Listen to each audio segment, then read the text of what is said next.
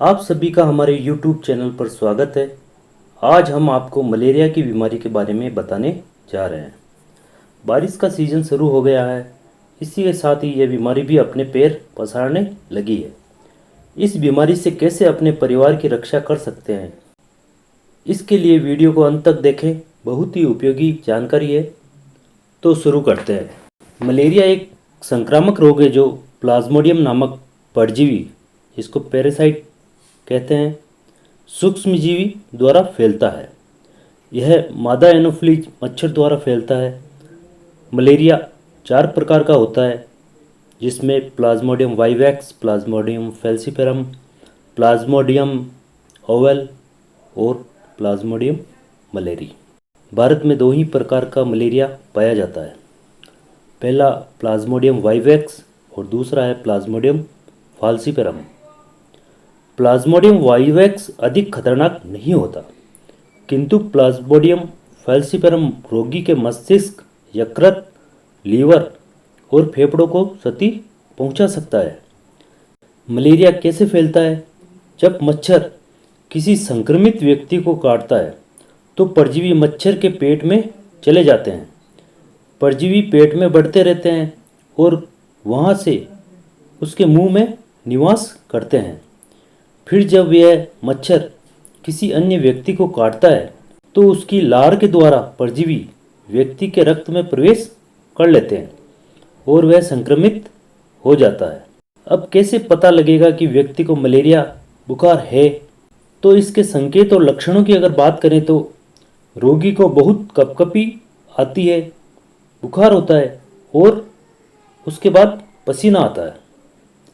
यह लक्षण एक दिन छोड़कर दूसरे दिन प्लाज्मोडियम वाइवैक्स प्रकार के मलेरिया में या फाल्सीफेरम प्रकार का संक्रमण होने पर प्रतिदिन एक निश्चित समय पर उत्पन्न हो सकते हैं। कभी कभी रोगी को लगातार बुखार, बेचैनी और सिरदर्द रहता है।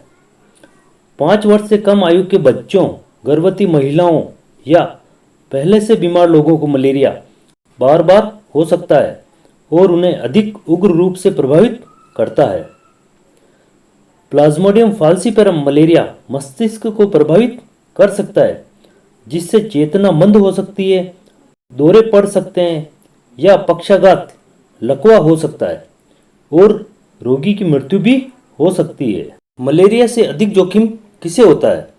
जिन क्षेत्रों में मलेरिया का प्रकोप अधिक फैला हुआ हो, वहां गर्भवती माताओं और कुपोषित बच्चों को मलेरिया होने का अधिक खतरा होता है। मलेरिया होने की आशंका कब करें? मलेरियाग्रस्त क्षेत्रों में रहने वाले किसी व्यक्ति को बुखार हो जाए तो यह आशंका करनी चाहिए कि रोगी को मलेरिया हो सकता है।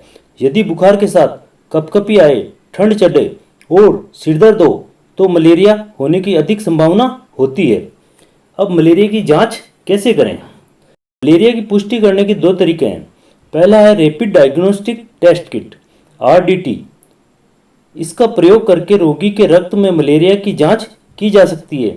यदि जांच में रोग का होना सुनिश्चित हो तो रोगी को मलेरिया का संक्रमण होने की पुष्टि हो जाती है। और दूसरा है रक्त की स्लाइड बनाना।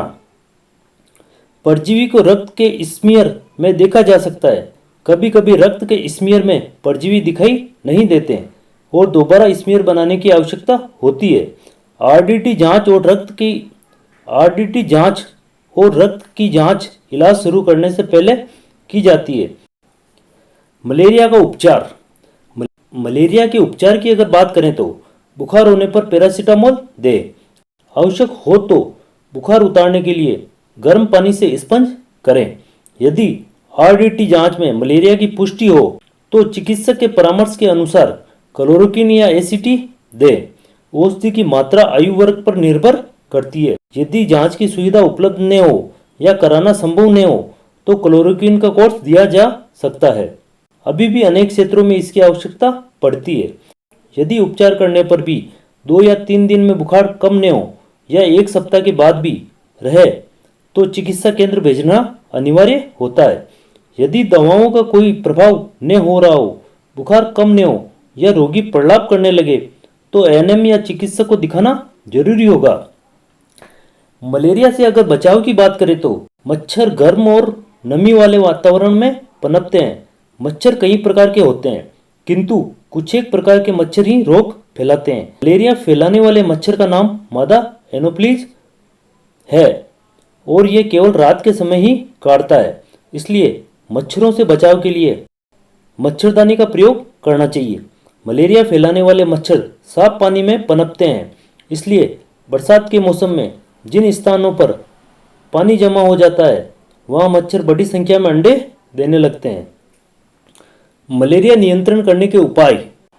मलेरिया को नियंत्रण करने के उपाय की अगर बात करें तो मच्छरों को पनपने से रोकना चाहिए।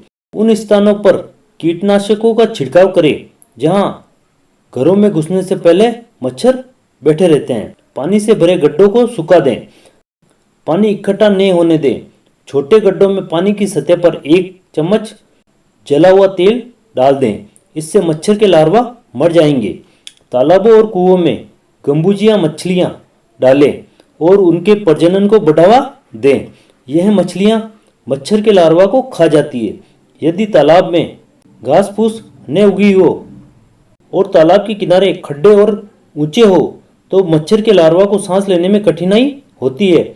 नालियों और नहरों के पानी को एक स्थान पर ठहरने न दें और इसे 1 सप्ताह बाद निकालकर सफाई करें। मच्छरों को काटने न दें।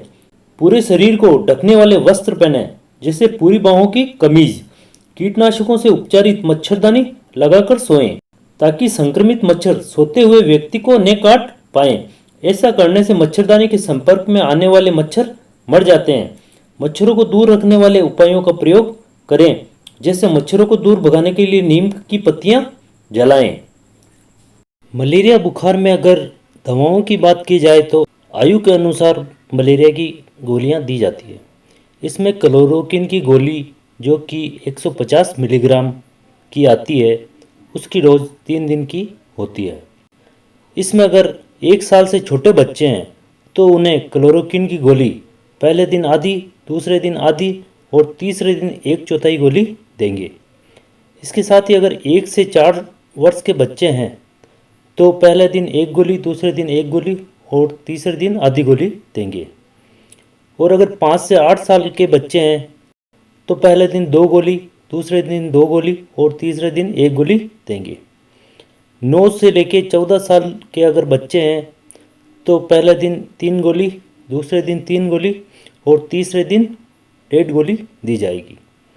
और अगर 15 साल से अधिक उम्र के व्यक्ति है तो पहले दिन 4 गोली, दूसरे दिन 4 गोली और तीसरे दिन 2 गोली दी जाएगी। इस प्रकार क्लोरोक्विन की गोलियां 3 दिन तक दी जाती है। और दूसरा नंबर आता है प्राइमाक्विन की गोलियां। यह 7.5 और 2.5 मिलीग्राम वाली आती है। इसमें भी आयु के अनुसार गोलियां दी जाएगी।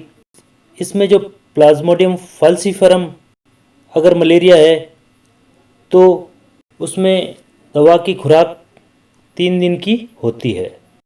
इसमें 7.5 मिलीग्राम वाली गोली अगर 1 साल से कम उम्र के बच्चे हैं तो उनको प्राइमाक्विन की गोलियां नहीं दी जाती है। और अगर 1 से 4 साल तक के बच्चे हैं तो 7.5 mg की 1 गोली दी जाएगी। अगर 5 से 8 साल के बच्चे हैं तो 7.5 mg की गोली 2 दी जाएगी। ऐसे करके 15 mg की गोली 3 दिन तक दी जाएगी। अगर 9 से 14 साल के बच्चे हैं तो उन्हें 4 गोलियां दी जाएगी 3 दिन के लिए, जो कि 30 mg की रोज़ उनको लेनी है। और 15 साल से अगर अधिक उम्र के बच्चे हैं तो उन्हें 45 mg यानी कि 6 गोलियां रोज़ की 3 दिन तक देनी है। तो अगर वाइवेक्स मलेरिया है तो उसमें भी 1 साल के बच्चे को प्राइमाक्विन की गोलियां नहीं देनी है। 1 से 4 साल की उम्र के बच्चों को 2.5 mg की 1 गोली देनी है, जो कि 14 दिन तक देनी है। और अगर 5 से 8 साल तक के अगर बच्चे हैं तो उन्हें 5 mg की गोली यानी कि 2.5 mg की 2 गोलियां 14 दिन तक दी जाएगी।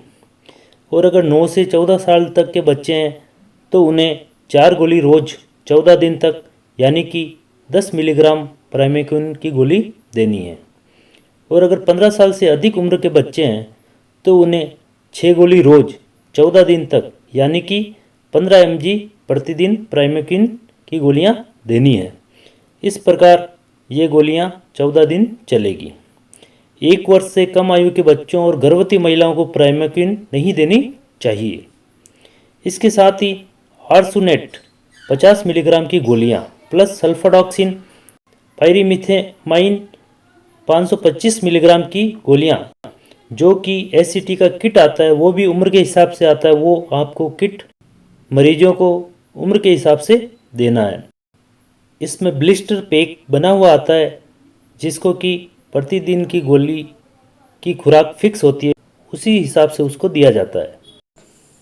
एससीटी की अगर बात की जाए तो एससीटी में आर्सुनेट 50 मिलीग्राम की गोलियां, सल्फाडॉक्सिन पायरिमेथामाइन 500 प्लस 25 mg 525 मिलीग्राम की गोलियां एससीटी का योग है।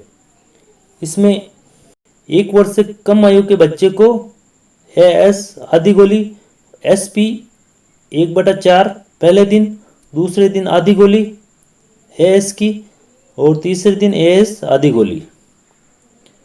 1 से 4 साल के बच्चे को एएस 1 गोली 3 दिन तक दी जाती है। एक गोली 3 दिन तक दी जाती है। एसपी की 1 गोली पहले दिन दी जाती है, दूसरे और तीसरे दिन ये गोली नहीं देते हैं।